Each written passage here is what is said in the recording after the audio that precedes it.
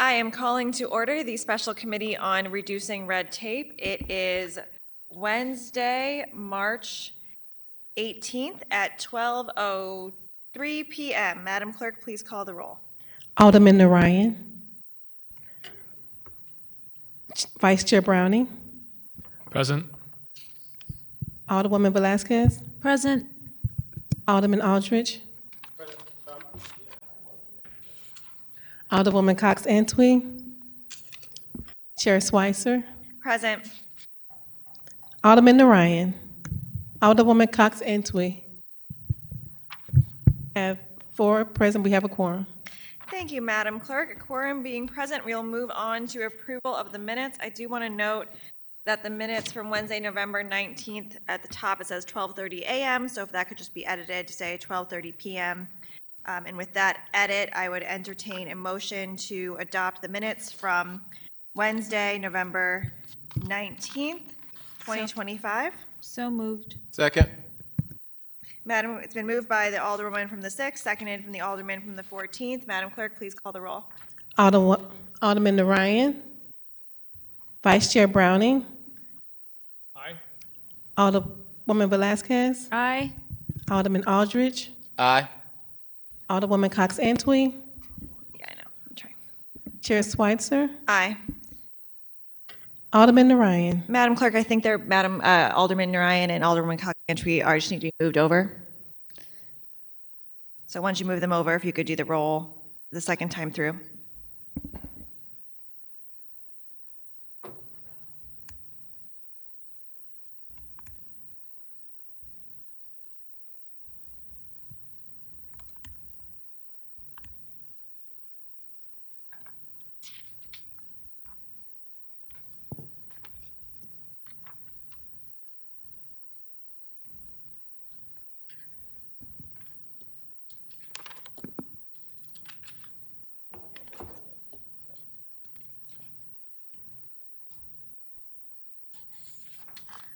Wonderful. Okay. Alderman Narayan. Aye. Alderwoman Cox Antwi. Aye. We have 6 aye votes. Thank you. With that vote, we have passed the motion of, or passed the approval of the minutes from Wednesday, November 19th, 2025. Moving on.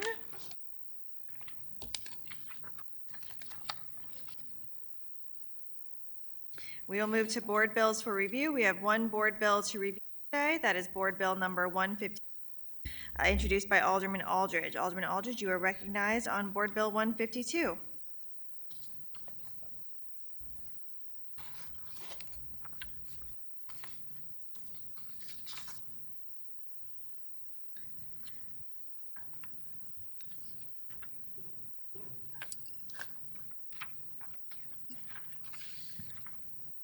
All right. Thank you, Madam Chairwoman and members of the Red Tape Committee.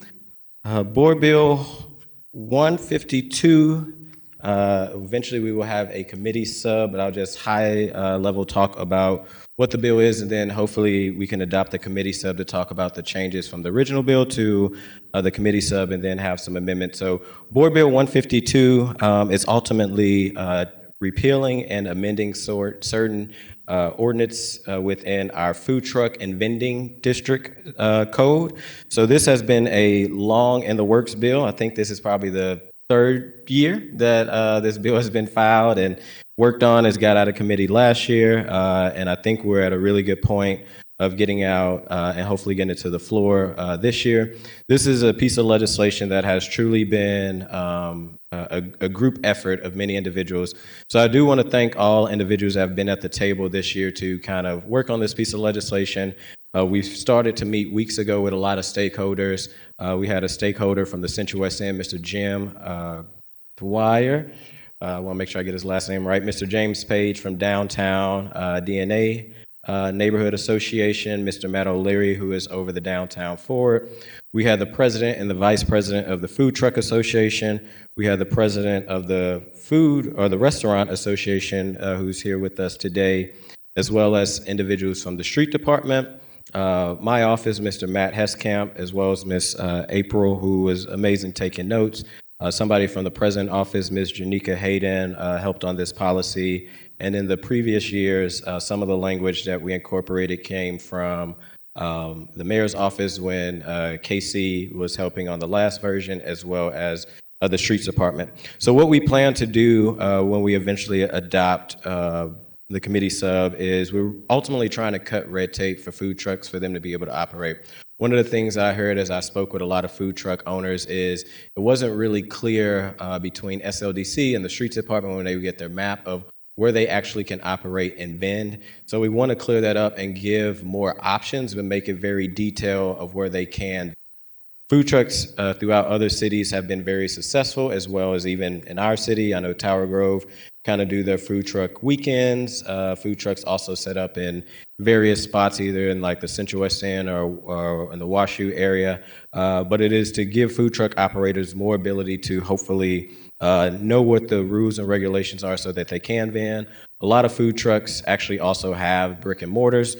There's studies that show that a lot of food trucks who do not have the capital to go into brick and mortars, they start as a food truck to then hopefully open up a brick and mortar. So before I walk through the bill and just talk about some of the changes that we're trying to do to make operations easier for our food trucks, I would just ask if we would be able to suspend the rules to introduce the committee sub to Board Bill 152.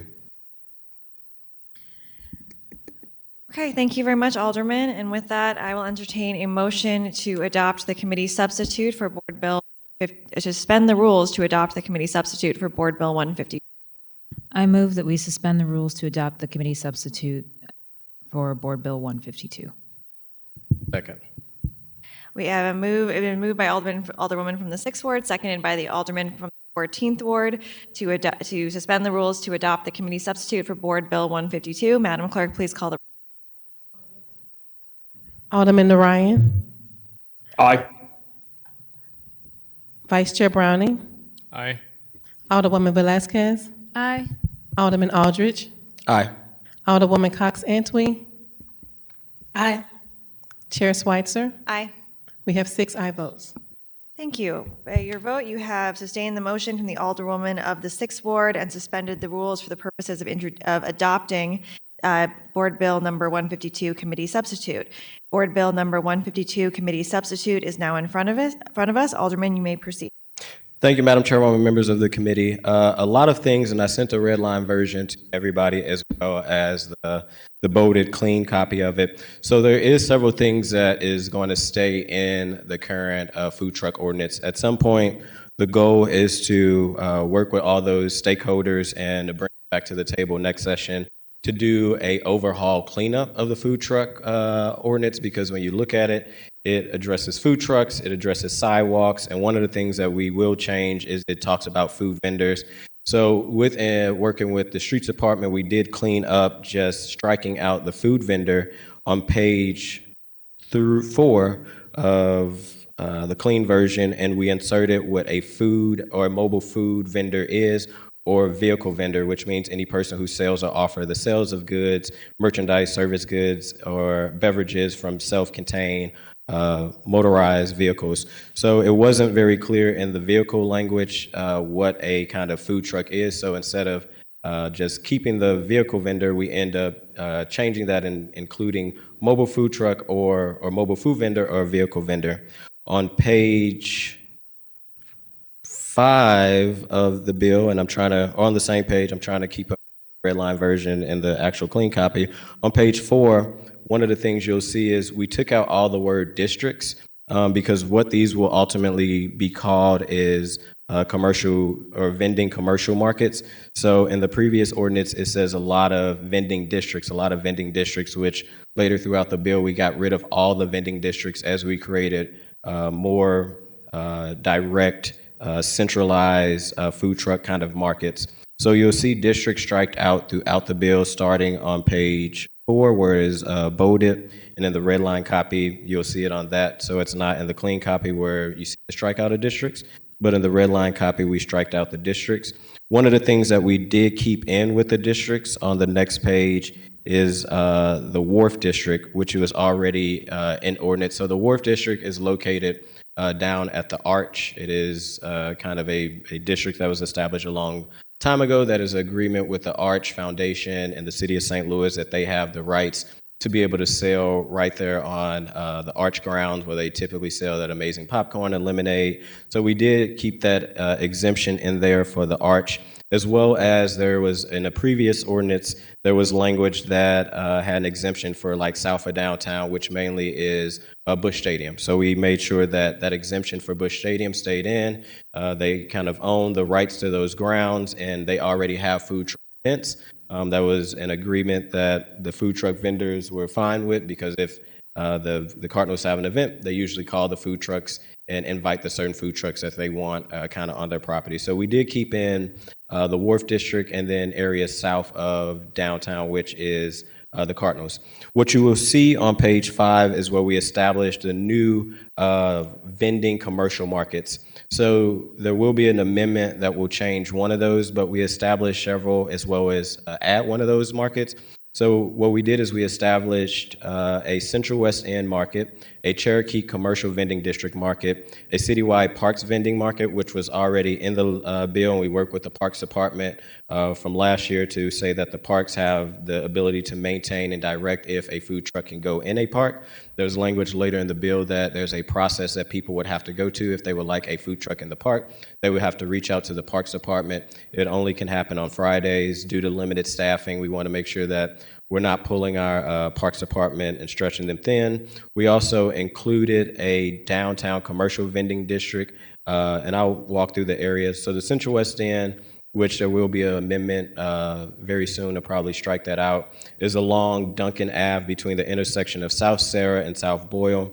After some conversations with Cortex, which will strike that out, they already have, I think the Alderman can speak to this a little bit more. I think it's a common ground area, but they already have events where they have food trucks in the areas. They're also looking to bring restaurants kind of along Duncan, so they're already kind of participating in the process. So we didn't want to add another layer that probably would complicate that. In the Cherokee District, I worked with the Alderwoman of the 7th, and I know she worked with the CID, where we created intersections at Cherokee between Jefferson Ave and Compton, Jefferson Ave and Compton, and the curb lines of Cherokee Street at the first alleys located north and south of the block. So basically, when you travel down Cherokee, we're looking at streets like Iowa, Nebraska, and those streets are very unique where they are very close to residential. So we put language in there that said very close to the alleyway. So we have worked with the CIDs and the Alderwoman to be very clear where they cannot go beyond the alley, because beyond the alley is where you kind of get into the residential. And the downtown commercial market, we're looking at the public right-of-way along Market Street between the intersection of South 8th Street and South 16th Street. So they would be located up and down Market from 8th to 16th. One of the things that has been talked about as I talk to people that work downtown is there's not a lot of food options for people that, work downtown. And, we have Bobby, who's out on the corner, who sells amazing food, but there's not a lot of options for people to get food kind of during those work hours. Another market that we're adding is the Downtown West Commercial Vending Market, which will be right outside of the intersection on Olive and 18th Street and 19th Street, right near the police station. In conversations with MLS Soccer, they was in agreement with being able to add this location, so as people leave the soccer game, that they could be able to go to a food truck. And we also added a location at North Leffingwell and Bermuda, right? That was one of the suggestions from the food truck associations right outside of Wells Fargo. They used to have a lot of food truck options out there, but they kind of stopped, so we're adding that back in. Another location that we're adding is the Grand Center Commercial Vending District. With talking with Grand Center Arts, they was in support of this location. It's kind of right outside of Sophie's bar, and that is located right at Josephine. So this new location would be along Washington between Compton and Josephine. Again, there's not a lot of food options there. Typically, if you go to Sophie's, there is a food truck that pull up there, but technically, just the way that it's written, probably shouldn't be there. So we just want to clarify to make sure that they have the right to be there and to give that food option to them. Again, we talked with the Grand Center, and they was in very support of making sure that there's more food options in the Grand Center. As you get to page 9 of the bill, this is where we talk about, give me a second. Actually, page 11 of the bill is where there's language that already talks about sidewalk and vehicle vendors. I want to be very clear, we did not touch anything when it comes to sidewalk vendors. Again, in the code, when you look at food trucks and sidewalk vendors, they're kind of all into one. We did not want to touch sidewalk vendors. That was never the goal when we worked on the legislation last year, and also this year is to touch the sidewalk vendors, but to start with the food truck. Hopefully when we come back around and ultimately do a huge cleanup of the code, because it's all in one, that we will be able to touch the sidewalk vendors. But we did add on page 11 on line 5 that these designated commercial vending markets that are established in the previous section of the mobile food truck shall not be applied to the sidewalk license vendors. So basically, we're just keeping those separate. We're keeping the food truck and the sidewalk vendors separate. All licensees from the sidewalk vendors currently have to go through the streets department, which they already currently do, and any sidewalk vending operating prior to this passage of the ordinance will still be able to operate in their current form. So we didn't want to pass this bill and then make it even more confusing for the sidewalk vendors. We want to be very clear.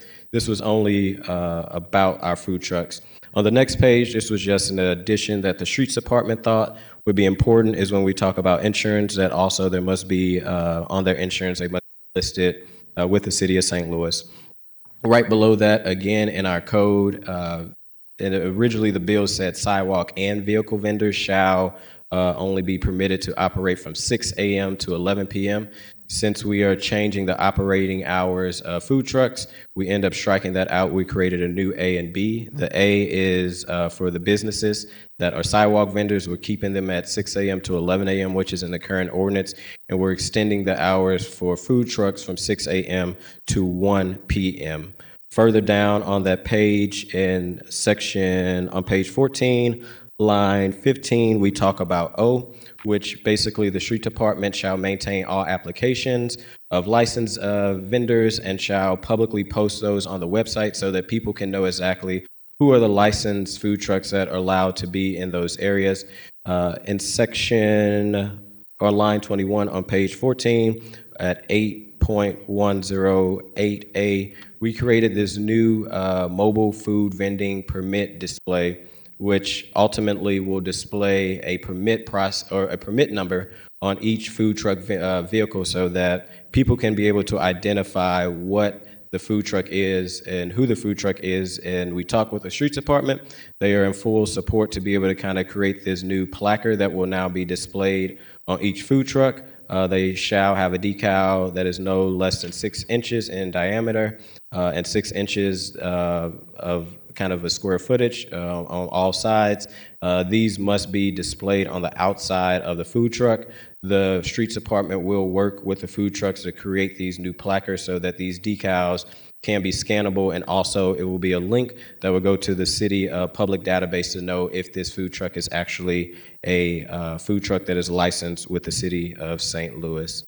When we get to page 17 of 21, we struck out a lot of language that was in the old bill, and we just added, again, the cleanup between vehicle and mobile food truck, and just added all vehicle vendors must comply with this display requirement of the section that is above, which is talking about the permit or the decal that has to go on the food truck that the streets department is now in favor of doing. When we get to, it's a lot of strikeouts here from the old one. On page 20 of 21, we did add a complaint and violation kind of process so that people that have issues with either food trucks that are not operating in good faith or food trucks that are operating out of the hours of operations can have a process to be able to file a complaint with CSB. And we did put like a process of how many complaints will lead up to potentially a suspension. and violations against a food truck, and even potential revocation of their food truck license up to 1 year, which is right below that. Any allegations will be investigated, so it does give kind of due process. Just because somebody filed a complaint with a food truck, it will be investigated by the street department. If 3 legitimate violations are actually found to be deemable, the food truck permit shall be suspended just for 2 weeks, and we'll work with the street department to make sure whatever actions is corrected. If 5 violations are determined or that actually exist, then the food truck permit will be revoked for a 1-year process. Again, we wanted to add some kind of accountability in there to make sure that we know why a lot of our food trucks are operating in good standing, but if there is a complaint of a food truck, that there's a complaint process. And on the very last page, page 21 of 21, we added that we will review this legislation within 1 year. The goal is to continue to keep all the stakeholders at the table to make sure where these vending areas are, that things are going fine, that there's no issues, and then review it if we need to remove maybe certain vending zones, or hopefully some alders say, hey, this is a great piece of legislation and we would like to add some vending zones within our area. So we will have a 1-year review from the Board of Aldermen that I'm personally committed to, and I know I've talked with everybody who's at the kind of working group that will review this legislation in a year to follow back up to see what needs to be cleaned up or what needs to be improved on this legislation. But again, the goal of it is to ultimately, since this is a red tape committee, cut a lot of red tape that our food trucks are currently going through so that they could be able to operate in more areas, but being very clear where those areas that they can operate in, so that not only is it clear for the food truck operators, but it's also clear for people in the city where food trucks can and cannot be. If there is a special event, there is exemptions where, if there's a event downtown where they close off the street and they want to have food trucks, this does not stop them or any other neighborhood from being able to have a food truck at a special event. There is language in there that also separates food trucks a certain amount of feet from brick and mortar. There will be an amendment that will be coming that increase that distance, that we worked with the Restaurant Association to move it from 150 feet to 200 feet. However, all these areas where we are looking at having these food truck markets are far enough away from restaurants, as well as we talked with the individuals in the areas and make sure that it was okay for these food trucks to be at these certain locations. So before we go into questions, Madam Chair, if we want to maybe adopt the amendments, then we can have like the full bill in front of us to walk through any questions that committee members may have. I think that is a great idea, Alderman. Let's start with amendment number 1 to Board Bill number 152. I see Alderwoman Jamie Cox Antwi has proposed this. So if Alderwoman Cox Antwi wants to make a motion to adopt, and if someone else seconds it, we can have discussion of that. Right. Thank you, Madam Chairwoman. Yes, I would like to move to adopt Amendment 1 to Board Bill 152. Second. It's been moved by the Alderman from the 8th Ward, seconded by the Alderman from the 9th Ward. Discussion on this amendment. Alderwoman Cox Antwi, you are recognized. Thank you, Madam Chairwoman. Yes, Amendment 1 is specifically designed to add Soulard onto the list of neighborhoods and areas that are included in this board bill. The reason that we felt it was necessary to add Soulard, similar to a lot of the other areas that Alderman Aldridge designated, there is a lot of activity, foot traffic, and interest in the Soulard community as well. And as the intention of this bill is to make sure that we clarify where food trucks are and aren't allowed to operate, we felt it was necessary, given that Soulard would be a very attractive neighborhood where some food trucks may want to consider operations, to have a clear designated place for them to operate as well. Already in the section of the code, Soulard Market was discussed and carved out, and my amendment doesn't necessarily restrict any operations for vendors inside of the Soulard Market footprint. Rather, it would allow a small stretch of Soulard outside of the market area for food vendors to park there. This area, as discussed with the Soulard Restoration Group and Soulard Business District Association, meets the similar descriptions as Alderman Aldridge described of other areas where we're not near any high residential area. So we're not wanting food trucks to park right outside of houses or in key neighborhoods. Rather, this area is already an active commercial strip where we do have restaurant activity and tourist activity. But again, this stretch is away from the main restaurant commercial stretch. And so we would be separating the food trucks out so that they are not parking directly in front of restaurant and brick and mortar establishments. So again, the small stretch of Lafayette Avenue is away from residential activity. It's far away from existing brick and mortar restaurants, and it's on the other side of the park from the Soulard Market itself. So we felt this was probably the best place to designate for food trucks in Soulard, and that Soulard would be a good community to add to this list of already good communities. Thank you, Alderwoman. Any other discussion on this amendment? Alderman Aldridge. Thank you. I'll just add, and I appreciate the Alderwoman for mentioning that there is the carve out that was already in the language for the Soulard Market. We know that people pay to vend at the Soulard Market. So without creating more competition, I do appreciate, and competition's not bad, but I appreciate the Alderwoman from the 8th with working with her neighborhood to try to identify areas that wouldn't be as close to a good option where there is lack of food, but in the language that there is, or in the bill, there's already in the carve out for Soulard Market as well. So I appreciate flagging that. Okay, any further discussion? Okay, it's been moved by the Alderwoman from the 8th, seconded by the Alderman from the 9th to adopt Amendment Number 1 to Board Bill 152, Committee Substitute. All in favor, signify by saying aye. Aye. Aye. Aye. Any opposed? Motion carries. We have adopted Amendment Number 1 to Board Bill 152, Committee Sub. Looks like Amendment Number 2 is Alderman Aldridge. So if you'd like to make amendment to adopt Amendment Number 2, Board Bill 152, Committee Sub as amended, continue.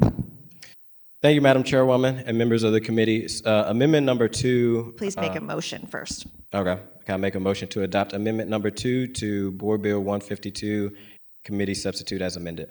Second. Been moved by the Alderman from the 14th, seconded by the Alderwoman from the 6th. Alderman from the 14th, please proceed. Thank you, Madam Chairwoman. Amendment Number 2 on page 3.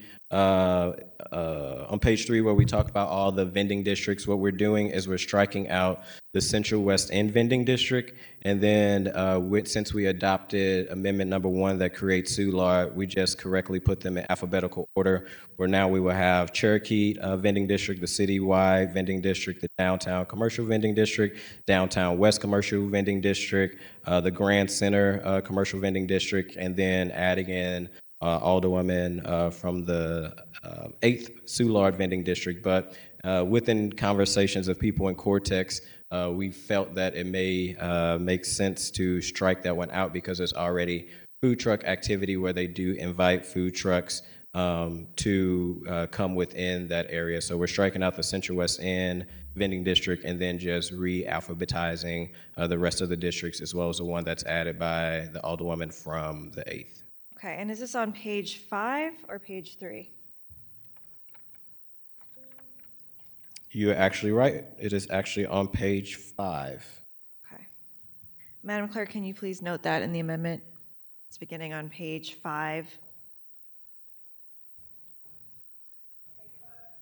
Yes, so Amendment Number 2 says beginning on page, making sure that it's page 5. Not page 3, correct. Page 5. Thank you for that check, Alderwoman. Yes, you're welcome. Let me just make sure. Okay.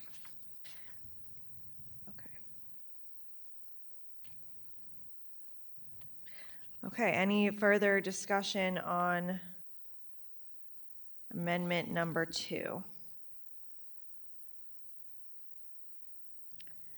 Seeing none, we have a motion to adopt Amendment Number 2 to Board Bill 152, Committee Substitute as amended from the Alderman from the 14th, a second from the Alderwoman from the 6th. All in favor, signify by saying aye. Aye. Any opposed? Motion carries. We've adopted amendment number 2 to Board Bill number 152, committee substitute as amended with that change from page 3 to page 5. Okay, Alderman Aldridge, you are recognized first to make the amendment, amendment number 3.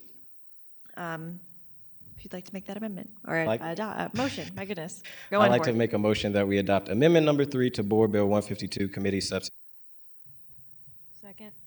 It's been moved by the Alderman from the 14th, seconded by the Alderwoman from the 6th to adopt amendment number 3 to Board Bill number 152 as amended. Alderman Aldridge, you may proceed. Thank you, Madam Chairwoman. We did get the page right this time and the line.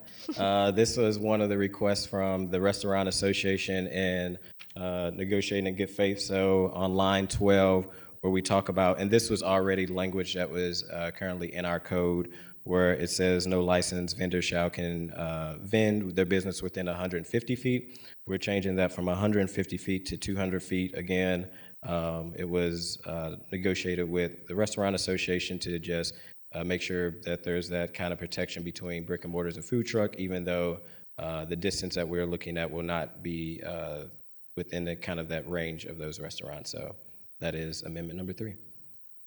Okay, any further discussion? It's been moved by Alderman from the 14th, seconded by the Alderwoman from the 6th to adopt amendment number 3 to Board Bill 152, committee substitute as amended. All those in favor signify by saying aye. Aye. Any opposed? Motion carries. We've adopted amendment number 1, 2, and 3 to Board Bill 152, committee substitute as amended. Alderman Aldridge, you may proceed. Thank you. I will take questions unless if we want to go to, like, I know there's people here to speak, so. Great, thank you so much. I will do public comment before we move forward with members of the committee. So if you are here to speak on this, make sure you've signed in with the clerk on the table up there. Once you've done so, we'll move to have everyone sworn in at the same time. And every speaker will be allowed 3 minutes to speak. So we'll just give people 1 minute to get signed up if they'd like to, and then we'll move forward.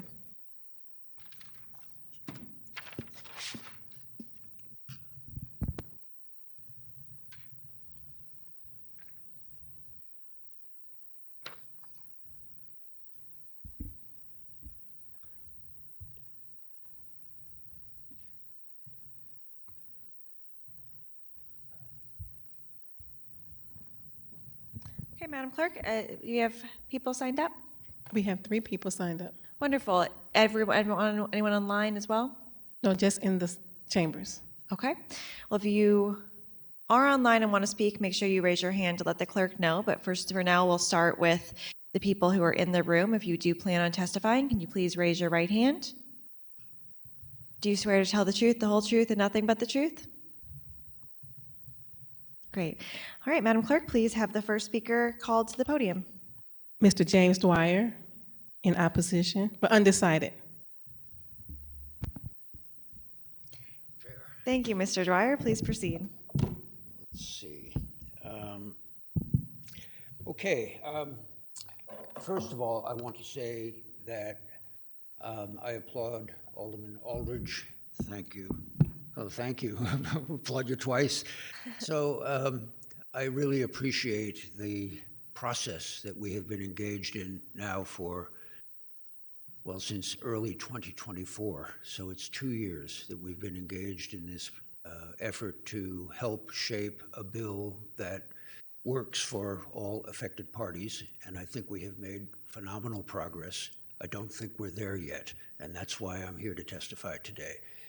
So the first matter I want to bring to your attention, and I know I've only got 3 minutes, but I want to bring a procedural matter or question to your attention, and that has to do with Board of Aldermen Rule 64-2, which requires that proposed legislation be circulated by a certain time, 24 hours in advance of a committee hearing. I'm not certain of this, but my understanding is that that rule was not conformed with or to yesterday, and therefore I think there is a procedural question about whether the outcome of this proceeding today will have standing. I just want to get that on the record. So, into my substantive comments. Madam Chair, members of the committee, you may recall that an earlier version of this proposed legislation was first introduced as Board Bill 14 in April 2024 with the intention of creating a citywide vending district. To their credit, a working group was convened by Alderman Aldridge and Greater St. Louis, Inc., with the objective of addressing concerns, reconciling differences, and achieving consensus on the details of that proposal. Although substantial progress was made, critical matters remained unresolved, and Board Bill 14 was withdrawn from consideration in January 2025, with the understanding that the working group would reconvene to complete its mission. Regrettably, no further action occurred over the following 12 months until the working group was reconvened by Alderman Aldridge 4 weeks ago on February 18th. The group has met 5 times since then, most recently last Thursday, March 12th. As before, substantial progress has been made, including a transformational switch from citywide to a concept of identifying defined zones, as was just described by the alderman, in multiple locations in which food trucks would be authorized to operate. Multiple zones were proposed, each of which required review and reaction by the affected neighborhoods. Meanwhile, several critical issues remained unresolved, including mandatory closing time, distance from established brick-and-mortar businesses, rules and regulations, and a process for filing and adjudication of complaints. When the latest version of Board Bill 152, and I wrote this before the 3 amendments that were just introduced, was generated this week, it contains sweeping last-minute provisions regarding sidewalk vending, a category that was not subject to meaningful consideration by the working group. Instead, it was understood and agreed that either current provisions regarding sidewalk vending would remain unchanged from existing legislation and would be dealt with separately at a later date, or alternatively, all references to sidewalk vending would be removed from Board Bill 152. Regrettably, the proposed legislation presented for your consideration today contains problematic provisions that have not been reviewed or discussed in the working group. Bottom line, in its present form, this legislation is not ready for consideration by the Board of Aldermen. Important work remains to be done. There is no compelling reason to rush this still incomplete legislation out of committee today, nor is there any reason why the working group cannot continue its work until a consensus is achieved and legislation can be reintroduced early in the upcoming 2026-27 session. So I urge you not to pass the bill out of committee today. Thank you. Thank you, Mr. Dwyer. Any questions for Mr. Dwyer from members of the committee? Alderman from the 9th, you're recognized. Thank you, Mr. Dwyer. It's always good to see Dwyer, you. if you could stay up here, we might have some questions for you. I don't have a question for you. I just wanted to address the first point you made about the timeline. We did suspend the rules at the beginning of the meeting in order to accept the committee substitute. You are right. There is typically a requirement of a 24-hour period where the bill has to be submitted before the meeting, but we did suspend that rule by vote today. So that point is addressed, but I do hear your concern about that, and that is something I plan on addressing in a bit about just the timeline this has been on. So I do appreciate It's really that. a timeline issue for us. It's just a matter of adequate time to do our work properly. Mr. Dwyer, for the record, can you say you've been part of the working group and Pardon you've me? been part of the working group? From day one, yes. Okay. I was invited to participate on day one, and I have been engaged. Oh, I'm sorry. Yes, and I have been engaged continuously from that point forward, as have a dozen other people. Okay, thank you, sir. Okay, Madam Clerk, if you could call the next speaker. Brian Scott. Mr. Scott, thank you for being here. Just make sure to say your full name for the record. Brian Scott. Okay, and are you a resident of the city of St. Louis? I am born and raised in St. Louis and a business owner. Wonderful, please proceed. Thank you. Madam Chairwoman, Alderman Board. Appreciate you convening this today. I want to give special thanks to Alderman Aldridge, who has really taken up this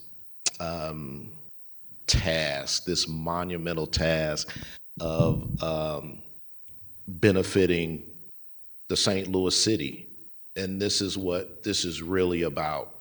I am a food truck owner. I am a restaurant owner as well. I've had 2 restaurants in the city of St. Louis, and I own a food truck, Doggy Mac's food truck, and I've been operating for 8 years now. And as I was said, born and raised in North St. Louis, Euclid and St. Louis Avenue. So I've been living in the city of St. Louis for the bulk of my life. In that time,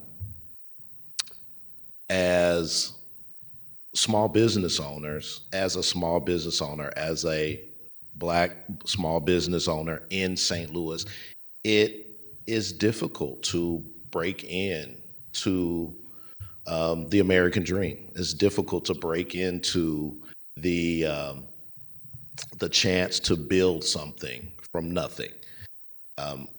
Food trucks are a way to do that. I've owned restaurants and food trucks. There are equal expenses in both, but to get into the food truck business is slightly easier than to get into the restaurant business because of the mobility sake. And that's what we're talking about here, and that's what this bill is really putting together. It's allowing these mobile food truck owners who are just getting started to really make the best out of this business and grow, and to be able to expand if they want into a brick and mortar.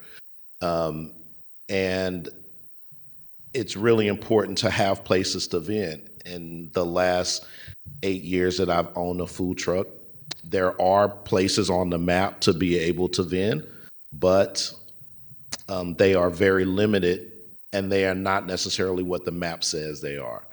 So this bill is the start. I agree with my friend Jim Dwyer. This is not the end. This is just the beginning of something that's going to transform the St. Louis community. And we definitely want to lay this groundwork so that in a year we can come back and readdress and hopefully build once this is a success.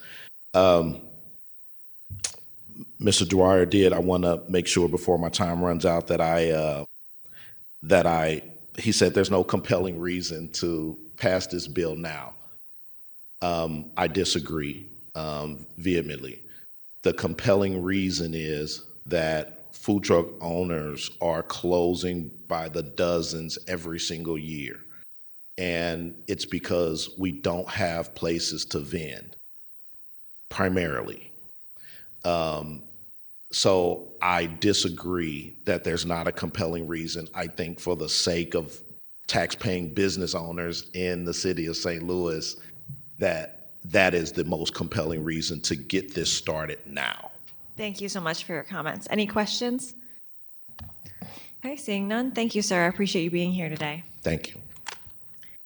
Bill Gavel. In support. Wonderful. Thank you, sir. Just make sure to say your full name for the record, and if you're a city resident, which ward or business owner, and I appreciate you being here. Billy Gomel, and I'm not a city resident. Okay, please proceed.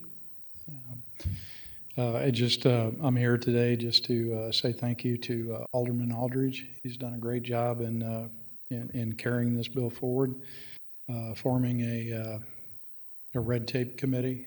We worked very well together, and looking forward to continuing that work. The Restaurant Association is in support of the food truck bill. We believe that food trucks present an opportunity of entrepreneurialism We think that it addresses some of the growing issues that we have in St. Louis. I live not far from here, but not in St. Louis.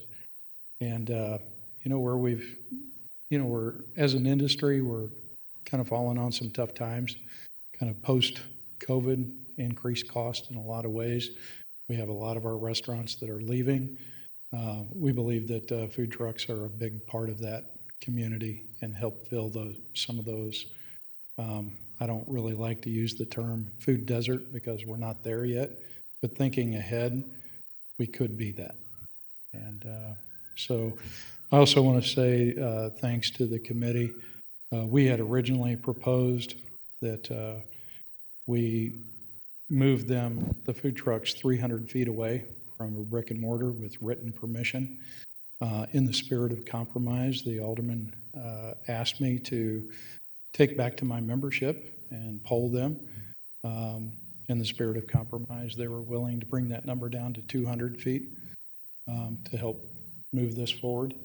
And we are also, as an association, in favor of the districts, the markets. We think that that's a good opportunity to help build the community in St. Louis and help move the food trucks forward. Thank you, sir. And how many restaurants do you represent in the city of St. Louis?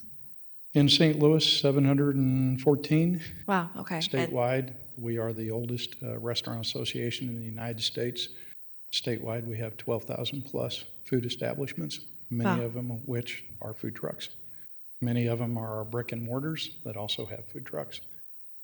Thank you. Any other questions from members of the committee? Alderman from the 6th, you're recognized. Thank you. I just want to clarify, 714 within the city of St. Louis? Yes. Thank you. It is a lot. 714, I'm sorry, licensed establishments. So some of them are food trucks that are domiciled in St. Louis. Some of them are sometimes street side vendors, restaurants, brick and mortars.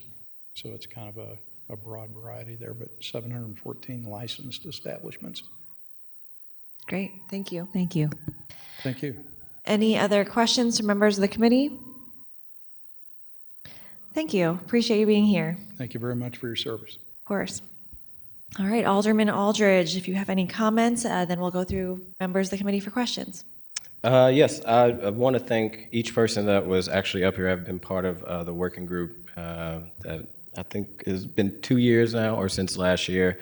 I do hear Mr. Jim's concern of, we're dealing with groups with all different interests. Just like at the Board of Aldermen, we never get like 100% agreement. I will say, this board bill was filed at the last day of session. We actually sent out this committee substitute to all working group members last week, as well as every working group member that attended that meeting that we had Thursday was able to see before we put it in bill format, the draft of what the committee sub was. So everything that is in the committee sub was visible to all members. I hear the sidewalk. We're not touching anything with sidewalks. I don't know if maybe that's a confusion. There is language, I think on page,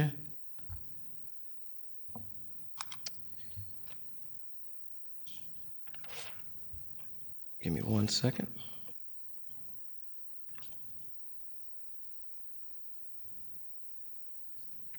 Page 11. That mentions, and this just came from the street department, that mentions sidewalk vendors. I don't know if that's maybe where Mr. Jim is getting confused, but that language again is just saying that the sidewalk language for sidewalk vendors, because when you look at the chapter, they talk about food trucks and sidewalks all in the chapter, which is ultimately confusing because they also have different rules and regulations as well as operating hours that we will need to clean up. But we just want to make very clear that this does not pertain to the sidewalks. And I hear the suspension of the rules. That was because of the committee substitute. I think it's like 30-something hours per our rules, but it's something I would say that's first before even committee members seen it. I made sure that the working group seen it. And I know it's not uncommon. I think Alderwoman, the HUD's committee, we suspended a committee substitute for the ARPA bill, which myself, you, Alderman Browning, Sanye, Clark Hubbard, and Shane all voted for to suspend that rule to introduce that ARPA bill. As you know, a lot of changes happen as you talk to all the people, and outside of talking to all the people was also meeting with stakeholders to try to get everyone, I think, as close as possible. And I feel really good about where we are, especially going from the citywide language and really tailoring it to descriptive areas and working with those alders to see if it works for them. So I'll open up for any questions. I really appreciate all those comments. We'll move through the committee in order of seniority, starting with Alderman Narayan. No questions. Thank you. Thank you. Alderman Velasquez. Can you just talk through a little bit of the process of how the bill ended up with those areas?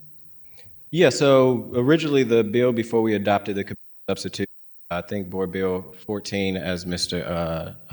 Jim or Dwyer had mentioned, the previous ordinance talked about a citywide approach because the goal was like, how do we make it easier for food trucks to operate? And one of the concerns that I heard from not just alders, but the restaurant community, by making it citywide, not taking into account of the brick and mortar locations that are there. So one of the cool things I think that was a real huge change that came out of this piece of legislation is to create those areas. Some of them, was individuals that was at the table of the working group. So having downtown, myself, I represent downtown, and Alderwoman Jamie Cox Antweet represent downtown. Mr. Page and Mr. Matt O'Leary was at the working group. So we was like, downtown would make sense. Mr. Jim was representing the Central West End, so we wanted to include the Central West End. Grand Center was a location that one of the stakeholders had brought up in the working group, and we have reached out to the Grand Center group to make sure that it worked with them. Outside of, at least for the Central West End, I know it may have been a tight turnaround, but I did have conversations with the aldermen on the floor. If this worked, I talked with you, Alderwoman Velasquez, if there was any areas that would work for your area. I reached out to Alderwoman Schweitzer to see if there's areas in the first ward before we get to hearing that would work. The Alderwoman from the 7th, which she indicated that she would love to have them on Cherokee Street. So outside of reaching the stakeholders, I also reached out to every alder that would potentially be impacted by it by just saying, hey, would you like to have an area? As I talked to the alderman from the 5th, he said he wanted to keep the hill out of it. So I reached out to colleagues as well as took input from the people that was at the working group. Great, thank you. And then my last question. I know that part of the process, it has been kind of oftentimes a little bit complicated process for vendors. So with this new process and the decals, how are you feeling and how is Streets feeling about being able to move some of those? They have a lot of work to do too. So moving those quickly so it's not caught up in the red tape that we're here trying to avoid. Yeah, so that was also one of the suggestions that not only came from the street department, but like our food truck association, that they would love to be able to have these decals. So that one of the things that came out of the working group is how do we like that complaint process or that identifying which food truck is what, just in case if, again, not trying to say that any food truck would be a bad actor, but if some are not following the rules and regulation, how to identify them outside of maybe their name, which may not be the name or their license. So the street department, that was one of the things we asked Ms. Sandy, hey, will this be like you say, more red tape? They took it back to the people that they work with and said this would be something that they can start to implement. They already have the list of the licensed trucks. So they're looking at this legislation and seeing as it moves, as they start to create those decals. Somebody from GSL who is at the table seeing this was done in another city. So we're taking the model from the other city of that decal that they have to be able to implement here. And the streets department feel pretty confident that this shouldn't be anything that would slow down the process. And which city was that? I can't remember. I would have to ask that person. Okay. Thank you. No other questions. Thank you, Madam Thank Chair. you, Alderwoman. Thank you, Alderwoman. We will move to Alderwoman Cox Antwi. Thank you, Madam Chairwoman.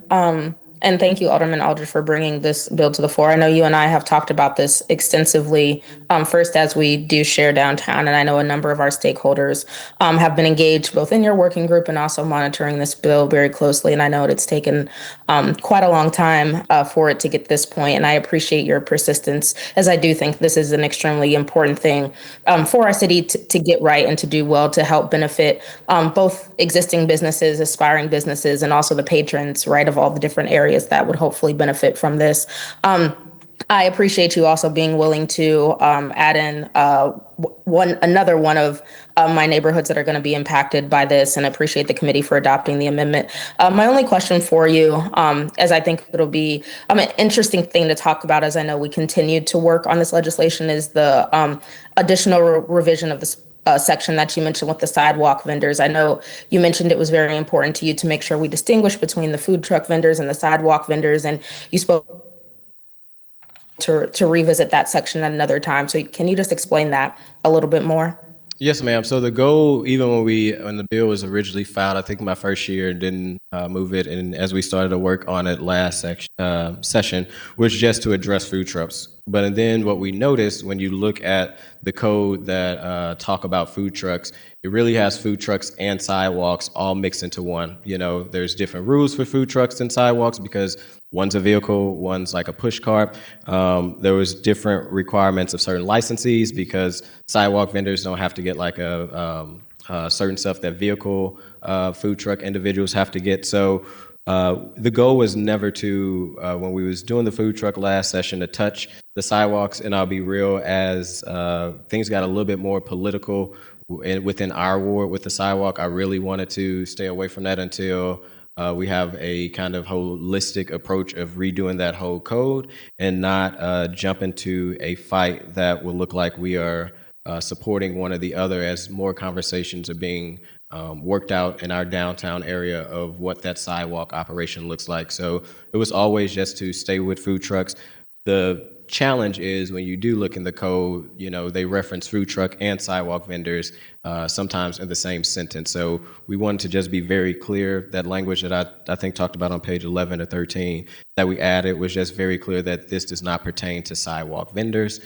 So there's nothing that we're doing in this legislation that addresses a sidewalk, only the food trucks. And the goal is to hopefully come back and look at licensees, working with the license collector, because she has brought up her concerns of just the process that some food truck and sidewalk vendors have to go through, and do a whole look at a revision of our food truck code to just make it more clear.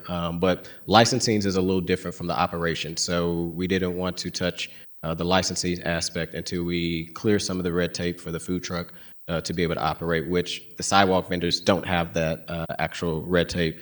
And I think Ms. Sandy said within the city, we only have actually like 3 sidewalk vendors that are actually licensed with the city, properly licensed. Now, if you see at a festival and pushing them down the street, you know, maybe the festival invited them, but we actually have 3 properly licensed. So I want to stay away from the sidewalk and just continue to focus on what we originally was focused on with the food truck and cut the red tape for that. Okay, perfect. I think that clarity is really important, so I appreciate you walking us through that, and no further questions. Thank you for your partnership, Alderwoman. Thank you, Alderwoman. Vice Chair Browning. Thank you, Alderman Aldridge. And I know a lot of work has gone into this bill for quite some time, and I appreciate everyone who's given their time and effort into improving this bill, to the working group and everyone else who has just put their feedback into this. I have a few questions about the bill. I'll start with the Streets Department is in charge of permitting and investigating violations. Any reason why it's the Street Department and not the Health Department, which usually would do inspections of our food establishments? So we continued on with the Streets Department because this was, even though the Health Department does do like making sure if, you know, they got to get their food certification because they sell food, we stuck with the Streets Department because they have more ongoing conversations and interactions with the street vendors. So outside of the health department just certifying them, saying that their food is safe, a lot of times, from what I heard from the first or from the individuals who are actually doing it, they're in more communication with the streets department to make sure that they are aligned in the right location, make sure that they know where they're able to vend. There's more of a relationship already established between our streets department, which Ms. Sandy works with our food trucks. I mean, she probably can tell you about 80% of everybody on that list just off the top of her head. And the Food Association works very close with the street. So since that relationship was already there, we thought it'd be smart to live in the street department instead of the health department. So our street department currently processes these, I guess, permits right now. Yes, they process them. They do have to get a license from the license collector. They do have to get some from the health department so that they could be able to serve their food. They even, I think, got to go to the fire department to get a fire suppression. So I mean, there's several different groups that touches food trucks, but they're more hands-on with the streets department, who they also have to get like I think a 500 license to be able to operate on our streets, and then realize that they can't operate anywhere but in a select area. Okay.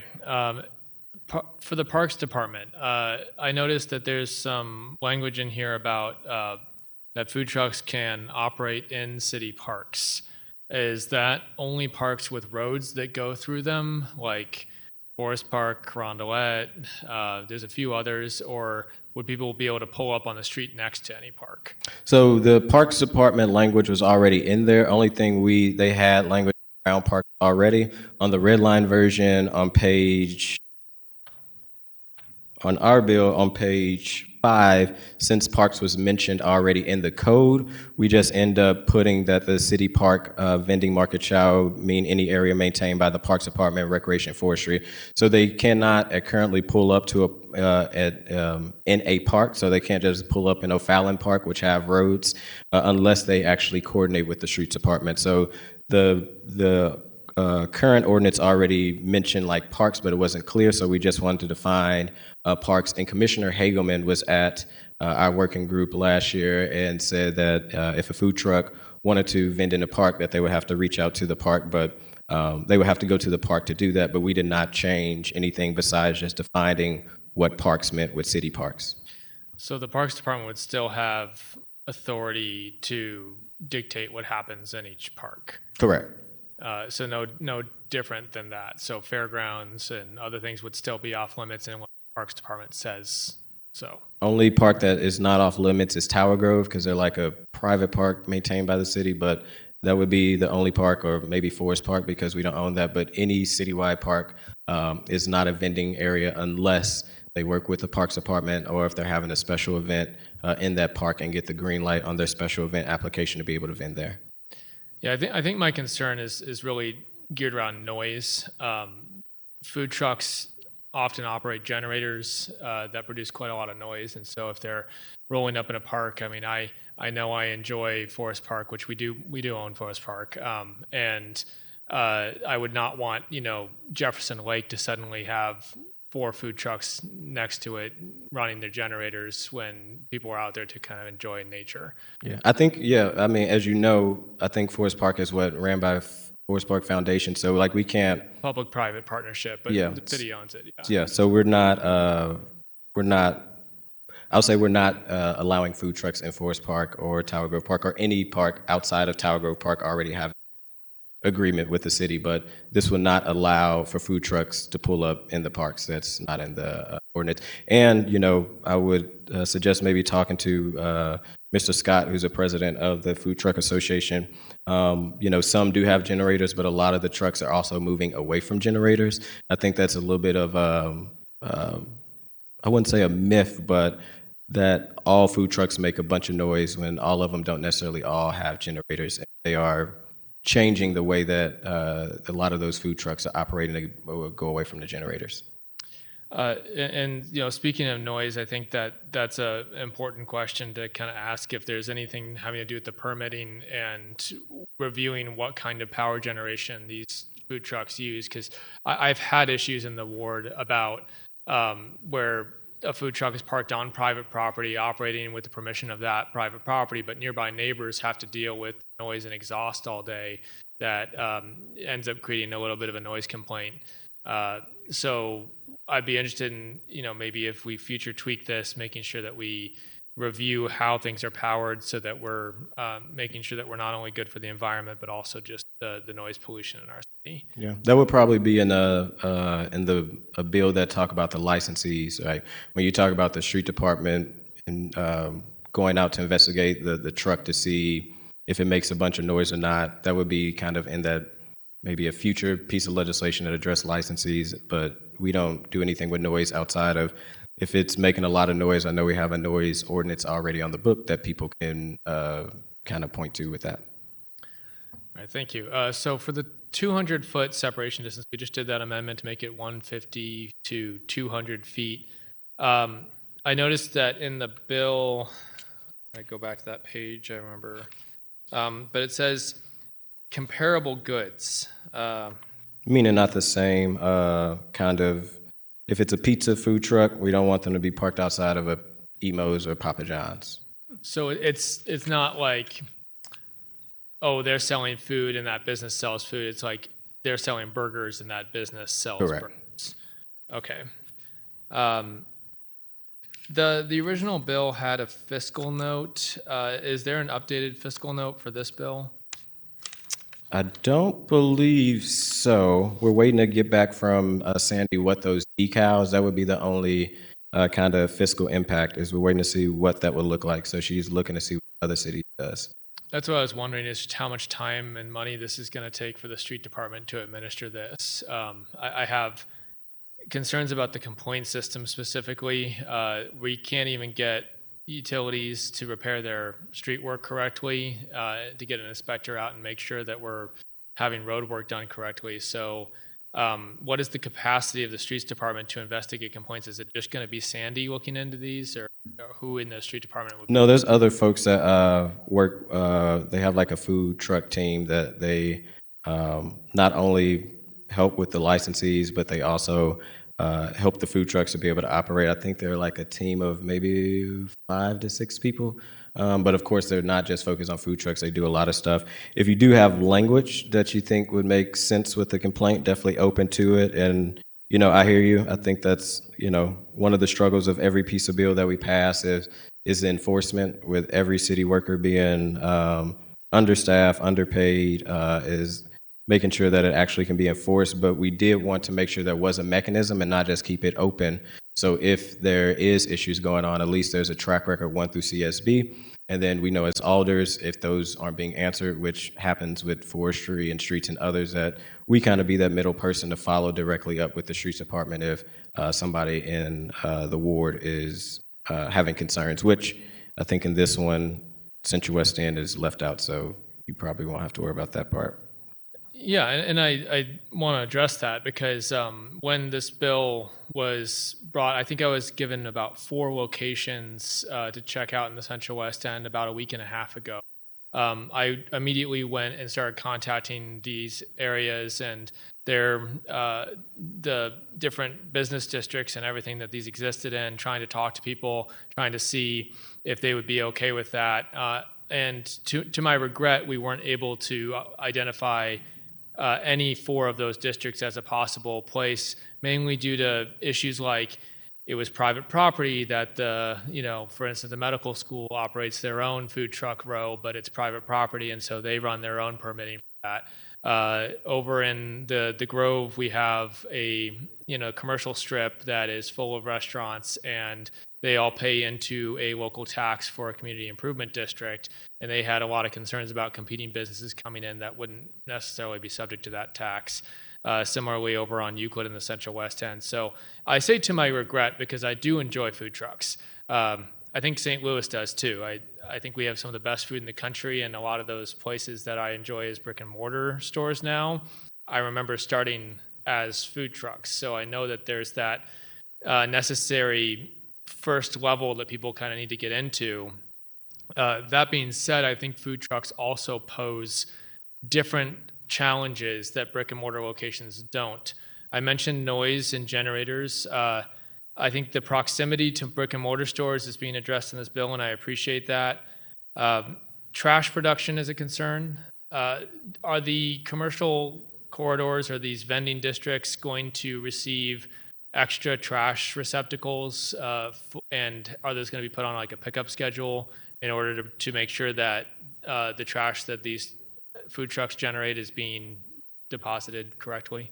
Yeah, so that is at least within the area that I have with downtown. So the one on the Market Street, I took a drive, there's already several trash bins, either in City Gardens or the park right across the street, or also further up at 1520 outside of the health department that we're looking to add, as well as close to the soccer stadium. That is in Cherokee, they have several trash bins. That is something that we will look into to see if the alders within those wards, so the one in Grand Arts Center, who the executive director is supportive of that location, as well as Alderwoman Keys, if that there can be some maybe partnership either through Ward Capital to put a few more trash bins out there. But I will say, because I do, one thing that I don't want the conversation to be focused on, and not saying that you're doing it, Alderman, is kind of there's challenges with food trucks. I would say there's challenges with brick and mortars with noise as well and being too loud. And sometimes people going outside with their food and dumping them. Food trucks would not, and I learned a lot over this last year talking with Mr. Scott. They don't want to leave a bad reputation in these areas, because then they know they won't be allowed to come back, or people would not want them to be back. So, trash was one of the conversations that we talked about, where sometimes food trucks have two people driving and cooking, where somebody in the food truck will also go out before they leave and before they get there to pick up trash, because their reputation, and just like a brick and mortar is a business, a food truck's a business too. So they're aware that a lot of times, from what I heard, they go out personally and pick up trash if people drop it. But we are looking at some partnership of Ward Capital to maybe install more, mainly in the Grand Center area. Yeah, I think that's just an important thing to address. As somebody who likes to do neighborhood trash pickups and other things, we often notice where the trash is coming from. And I'm not saying it is coming from the food trucks. I think it comes from a variety of sources, a lot of gas stations. But I think there's a concern about, making sure that we just have the receiving end of that, making sure the trash is being picked up properly. I don't have any more questions at this time. I do agree with the overall goal of this bill. I do question the urgency of passing it this session. We did receive the committee substitute at 5:48 p.m. last night. We just suspended the rules to introduce it. The committee substitute language is not online, so only alders and apparently the working group have had a chance to read this new bill through, and it's a substantially different bill from the previous version. It's not just like an update, which I think we've done with some other bills. There's a lot to get through here. It's and I think it's a lot of moving parts. It's a very technical operation that I want to make sure we get everything right. So if we're going to come back next session and polish this up, I'd prefer to wait to do it at that point. I agree with the spirit of this bill. I just don't see the urgency to pass it this session on this timeline. But I do appreciate the work going into it, and I'd like to continue to working on it because I think this is important. I do really think food trucks are a vital part of our food economy, and I'd really like to get this right, because I do think this benefits our city when we do get it right.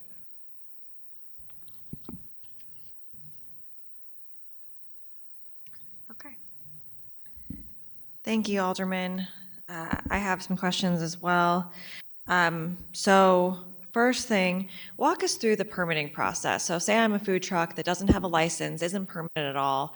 Can you tell me a little bit about how they would approach this and kind of changes that are in place if this bill moves? Yeah, so this bill doesn't really address the permitting process. I want to be clear, I'll walk you through it, but the permitting process and kind of licensing, the only thing that's added new is that the decal will now be added so that they can help with the complaint system. But the licensees and recently the license collector just created a checklist for food trucks and sidewalk vendors to know before you get your business license, you have to go through this department, which is the health department. You have to go to the streets department to get your street license to be able to vend on the street. And I think it's the fire department, or is it fire department for the fire suppression? Yes. So they have to get 3 different licensees before they actually and pay fees before they actually can get their business license. And this has been the licensing aspect has been a headache for not only the food truck operators, but also our collector, license collector. So she has recently did a checkoff list. So when people want to get a food truck, which again, the rules is different for sidewalk, if they want to get those licensees, that they have to go through the proper departments to be able to get that. Okay, yeah, I'm seeing a website where it goes through the various different things. Interestingly enough, this isn't necessarily about this bill, but it says stationary sidewalk vendor permits are issued by the Parks Department. I think you said they were issued by the Streets Department. We're not, parks, sidewalks vendors is not food truck. Okay, yep, I understand. It's just, I think one of the things that, So I heard it is streets. Maybe it's not updated on the website. right, I think one of the things that I struggle with this committee is that so many of the things that are red tape are less necessarily about what it says in the bill and more about how the person going to get this license or this permit interacts with the city and the process and the steps and the checklist and all of that being kind of opaque. So, if this bill passes, I would love to work with you and the license collector and the streets department and make that checklist easy to follow and the website match the checklist, match the bill, all of those things. I think is possibly really the work of this committee more so than any legislation we pass. I would take you up on that because yeah. yes, like I say, during this process, even though we're not touching, like I say, the licensing aspect of it, it has been very interesting. One, it's once they get their licenses, the lack of operations where they can go is what we're trying to make successful so that people actually can stay in the city of St. Louis. Talk with some food trucks. They like, yeah, our process in the city is just so jacked up. I get my license and then I can't go anywhere, so I just go to the county. Right. So we wanted to give more options so that they can feel successful, but there is a goal to come back and look at that licensees for food trucks and sidewalks and to make sure that all these different departments are kind of on the same page. That's not pertain to this bill, but I would say the license collectors also have been frustrated with the hurdles and hoops that of people have to go through and then get a license and end up figuring out maybe they didn't have the suppression. So she is changing her internal process to be able to make sure that it all flows together, but that's more on that's before they get it, which we definitely need to address and change that too. Okay. Great. So you mentioned the streets department would be investigating any complaints. Yes, ma'am. The police department handles noise violations. Do you see that being just like, as Alderman Browning asked, like a separate call, or would that be through the streets department as well?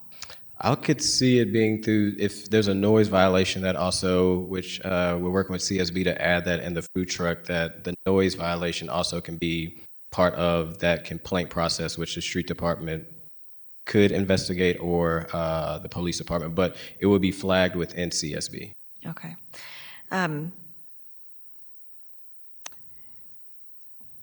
When you all put together the different districts and a 200-foot distance from a brick and mortar, does that limit any of those districts from being applicable in terms of, you're nodding, Janika's nodding. So the language that's in there that says they're 200 feet, but the districts is not, there's kind of like an exemption for the district. So, and within looking at all the districts, like I say, they're not within that range. I think the one that may be the closest is right outside of Olive, which may be close to Schlafly, but it's kind of around the corner from it.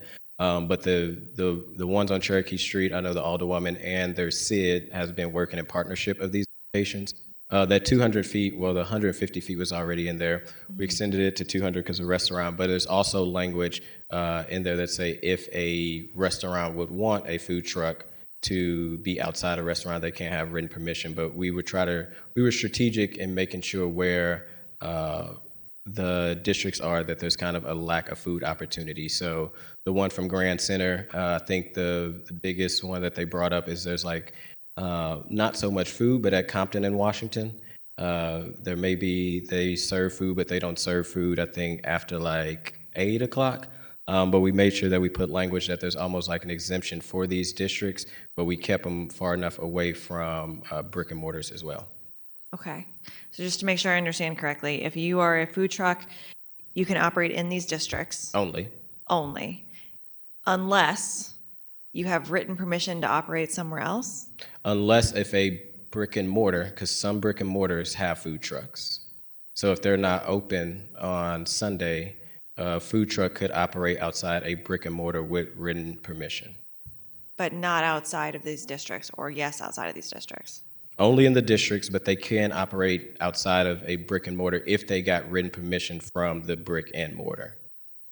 What if there's more than one brick and mortar, like on South Grand or something, when you have all of these in a row and they're not going to be 200 feet from the next door neighbor? That was language we got from the restaurant association. So that, again, the thought was, if you have the thought behind it is there's some brick and mortars that have food trucks and they may not be open on a Sunday, but they may want to open up their food truck on a Sunday. But what this would do is not allow them to have their own food truck outside of their own restaurant because of that foot distance. So we wanted to also take into account if a kitchen is closed for the restaurant, but if they have a food truck, that they can still operate their own food truck outside of their restaurant, where we don't see it as a way for a restaurant to pull up or a food truck to pull up on Washington and say, hey, can I have my food truck here? But that thought was to make sure that restaurants that already have a brick and mortar that may not open up their brick and mortar can still be able to open up maybe their food truck outside of their restaurant. But does it say that in the bill? It says with written permission from the brick and mortar. But it doesn't say that it would be their food truck. No. So then would they have, so then if there's another restaurant next door, but they have one permission from the brick and mortar in front of them, does that supersede that? That could. If a food truck pull up outside, or if I'm at, let me figure it out this way. If a restaurant give a food truck permission, the way that the language reads, it would allow for that food truck to pull up there. We can tighten it and say only from that brick and mortar. But again, that goal was to make sure that the brick and mortar who has food trucks, so several of them have food trucks, if they need to operate their food truck outside of their restaurant for whatever reason, that they were able to do that. Okay. I think that might need some more clarity in the bill. Because right now it'd be two things could be true at once, so that it couldn't operate and then it could operate, and who's making that decision for whether or not they can, and who's reviewing that, written policy, I guess. I'd like to see more clarification around that. I sent you a bunch of questions early this morning, and a lot of them you've done a great job answering. You've already mentioned that you have the support of all the aldermen in the districts that are mentioned. Yes, ma'am. In the bill, it talks about LRA property exceptions. This is possibly something that's already existing, and I just don't know about it. Can you speak a little bit about that? It was already existing in the bill, so that was just already in the language, and we didn't change stuff that was existing in the code for this, around this. Yes, So, ma'am. okay, so if you're like in Kingsway West and there's an LRA. So lot- that language was Alderwoman Tice, and we definitely didn't want to touch that. So there was a previous ordinance that she passed with Kingsway West and all of that, that also had like LRA language that we didn't touch because it was already existing for a reason why she had it there. But even in this bill, if you're an LRA lot anywhere, you couldn't just operate there. Correct. No matter, okay.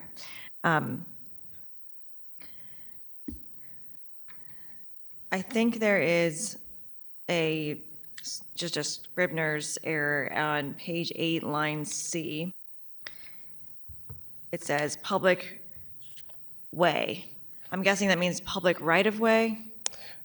I would also assume it mean public right of way. When I looked at it, and thank you just asking ahead of time, that was something that was also already in the legislation code. So yeah, that was something that existed before Okay. any changes, and we didn't change that line at all from what we're doing. Okay. It probably should say public right-of-way, though. So if we could, Madam Clerk, just note that as a Scribner's error that we're cleaning up here. Page 8, line, is it page 8? I looked it up, but I don't think it's page 8 what you emailed. I'll find it and make sure we get it for the clerk, the page that it's on. We already talked about the streets department maintaining the decals. Let's see. And with the Parks Department, I was able to talk to them just briefly about this bill, and they said that their main concern was making sure that they would have the ability to limit who's in the parks. And I know that there's a specific section here letting them set their own parameters, because it sounds like they would need to, one, meet the park curfew, which is a concern of mine because this allows to 1 a.m. or 11 p.m. depending, and park curfews are mostly 10 p.m. But that would be something that they would work out if you're going to go into a park, that the Parks Yes, if Department they would were have. going into the park, they would have to get permission from the Parks Department. Okay. And the Parks Department sounds like they would be supplying a copy of their business license, which is part of this with having a decal. They're saying they'd want a $500 refundable security deposit, which isn't part of this, but could be part of something that they said. Yeah, that would be their own Okay. policy set.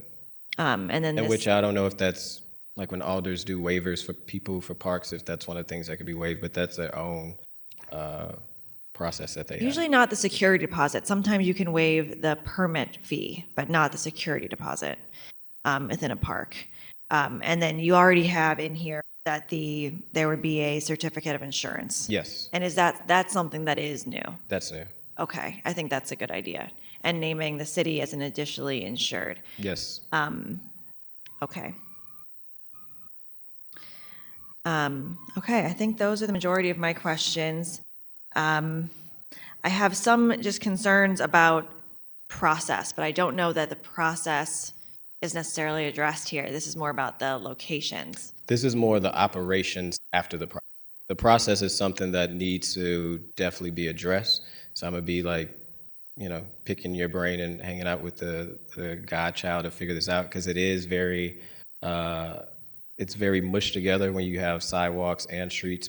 But this is kind of the after the process. This is the operations part, so that they can operate and not have that confusion, which you can almost say is kind of part of the process on the operations, because a lot of food trucks have said it's just very unclear where they can operate. So we want to clear at least a little bit of the process on the operations and make it more clear. And I think can eventually come back and address some of the processes for the licenses, which a lot of them are already licensed. We want more and more to be licensed. But since we have a large variety of food truck already licensed, it was like, okay, let's cut the red tape for them to be able to operate, and then come on the back end to start to have those conversations, which the license collector is all in on, of what that looks like with all various departments to make that process a better flowing process. I appreciate that. I think that is, like I said, when in talking with different organizations about this committee and the goals that it should have, so much of it was just the process isn't clear, not necessarily something is legal or illegal, but I do see that this piece is around the operation locations. I'm not prepared at this moment to make an amendment on the 150, 200 foot. I think that's very confusing though, and I would like to, do you think you would be interested in having an amendment on Friday? Oh yeah, we could. So the 200 feet, I think, is a suggestion. Maybe me, you, and the association can talk, definitely open to what that could looks like. It sounds like it's more of maybe the written consent part, but yes, I'm open to working with you to figure out what that could look like Friday. Thank you. I just find that very confusing with, if you have written permission from one business outside of the district, but then you're next to another business, how that could kind of overlap in terms of what's correct. And for the enforcement piece, I can imagine on the back end, them being very confused. And maybe I'm going to have, if it's okay, because she's been like my partner in crime on this, I'm going to have Janika come up to kind of explain that one. Maybe I'm not getting it as clear. Yeah, I appreciate that. Thank you.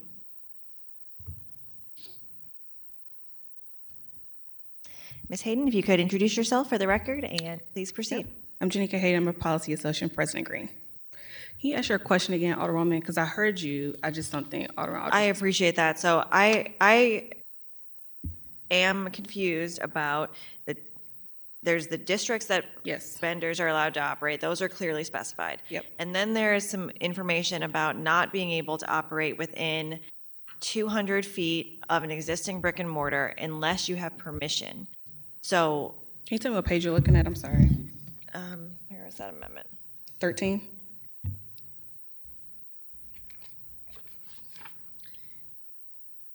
page 13, line 12. So if you are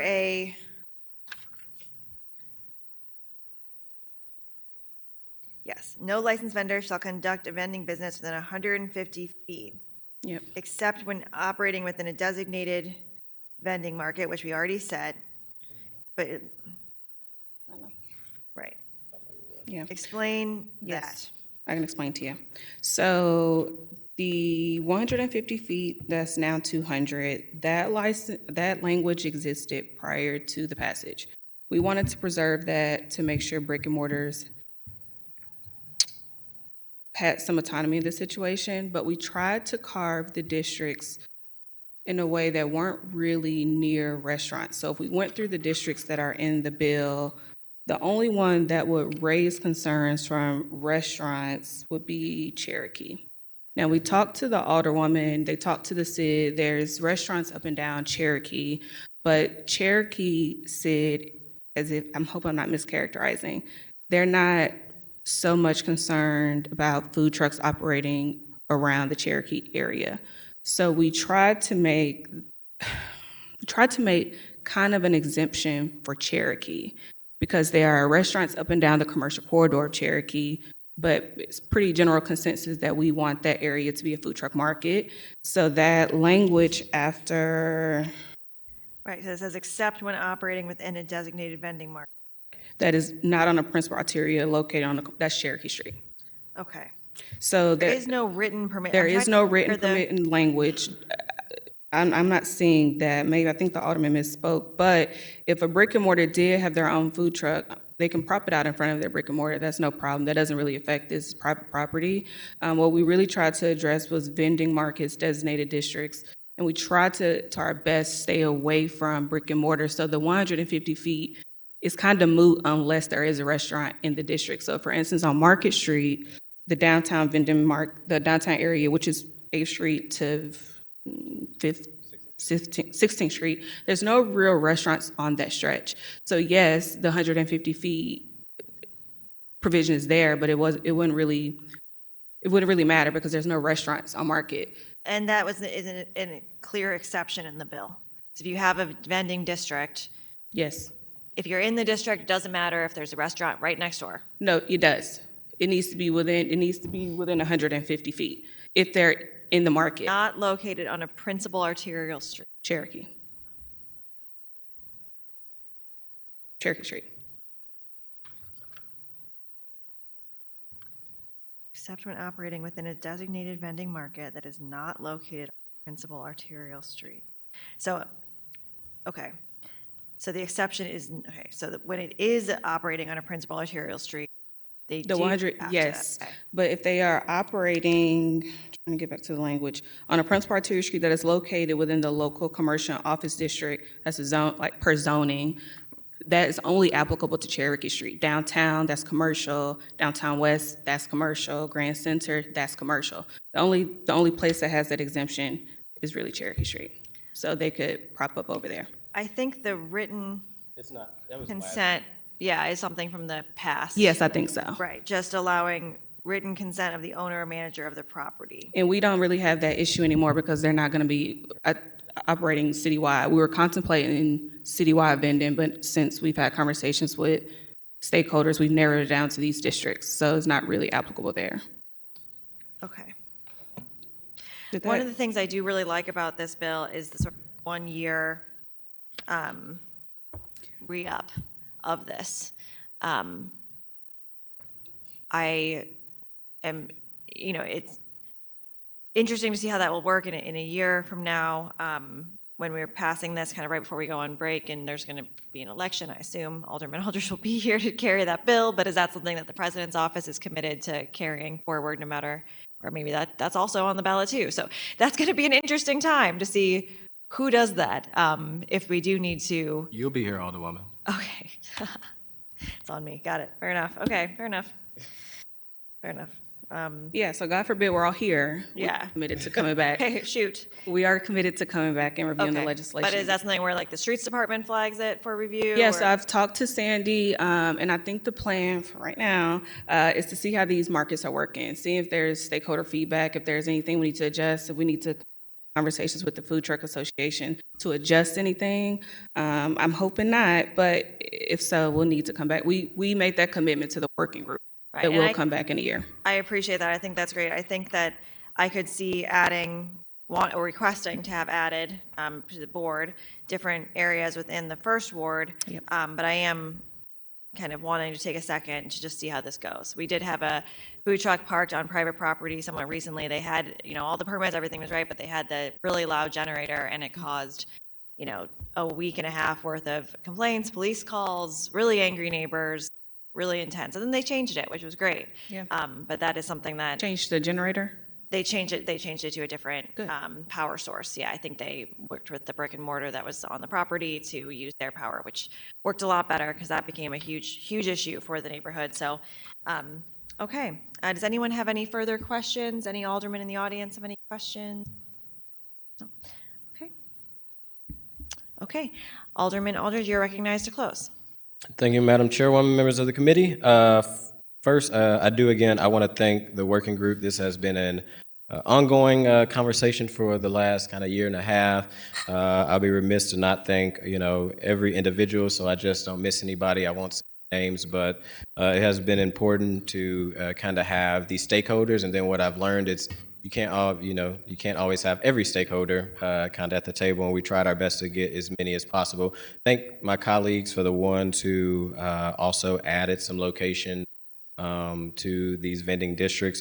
Definitely looking forward to working with you, Alderwoman Schweitzer, on the licensing part, because when you look at the code for our food truck and our sidewalk vendors, which are all wrapped into one, and I want to be very clear, we are not touching sidewalk push carts, that they still call them, but sidewalk vendors, we're only touching the food vendors. It is a very complicated code because this is one code that's probably been changed like 23 times just from previous alders doing changes here, tweaks there, and tweaks there. So we do plan to revise the whole code. But I think this is a huge step forward to, right now it's kind of the Wild Wild West for food trucks and they can't operate.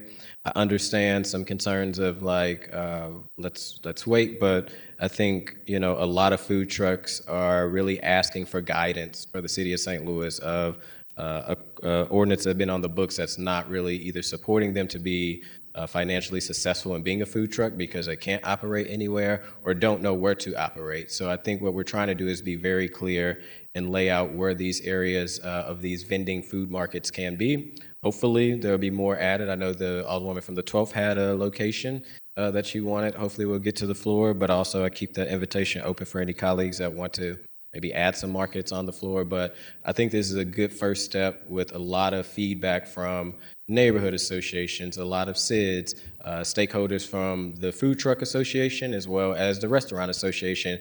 And it's been so great to see them both work together because for like the last year and a half, there's been kind of these, pitting food trucks and brick and mortars like kind of against each other.